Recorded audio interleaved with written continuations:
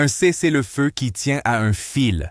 Une trêve fragile entre Washington et Téhéran, un Liban qui brûle encore et une alliance atlantique au bord de l'implosion. Voilà l'état du monde ce soir.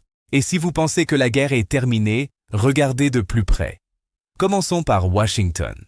Donald Trump a beau afficher publiquement un discours triomphant, en coulisses, c'est une toute autre musique. Plusieurs conseillers de haut rang, dont le vice-président J.D. Vance lui-même, qualifient la situation de « cessez-le-feu à haute intensité et extrêmement fragile ». Autrement dit, le message officiel, c'est la victoire. La réalité interne, c'est l'inquiétude. Pourquoi? Parce que l'Iran n'est pas neutralisé. Téhéran conserve une capacité offensive intacte et avec elle, la possibilité de bloquer à nouveau le détroit d'Ormuz, cette artère énergétique par laquelle transite une part considérable du pétrole mondial. Hier, seulement 4 navires ont franchi ce passage stratégique. L'Iran a miné la zone et menace de refermer le robinet à tout moment.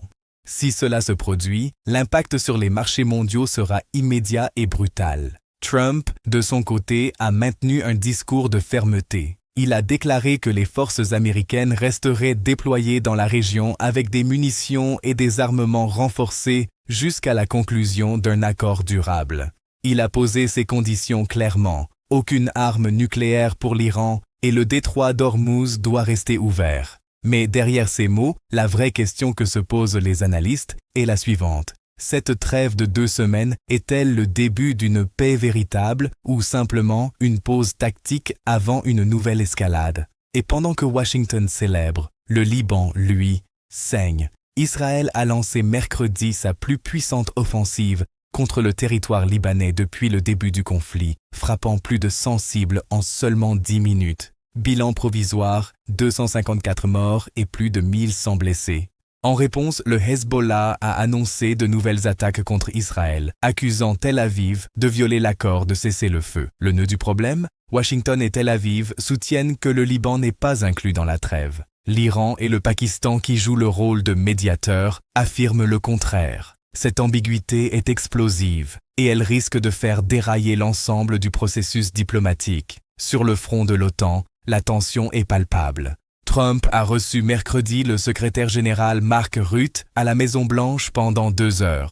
Mais, simultanément, il s'en prenait publiquement à l'Alliance sur Truth Social. Sa déclaration est sans équivoque. L'OTAN n'était pas là quand les États-Unis en avaient besoin et ne le sera pas davantage à l'avenir. Il est allé jusqu'à rappeler le dossier du Groenland pour illustrer ce qu'il perçoit comme une trahison de ses alliés. En coulisses, l'administration Trump envisage des mesures de rétorsion concrètes contre les membres de l'OTAN qui ont refusé de rejoindre la coalition contre l'Iran.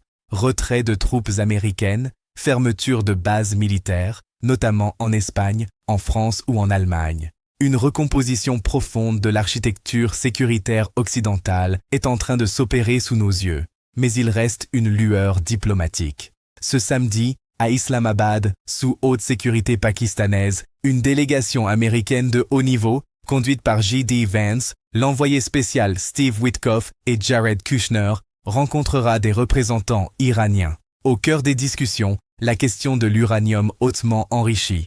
La porte-parole de la Maison-Blanche a confirmé que Téhéran aurait montré une certaine ouverture sur ce dossier. Washington est clair. La priorité, c'est une solution négociée, pas militaire.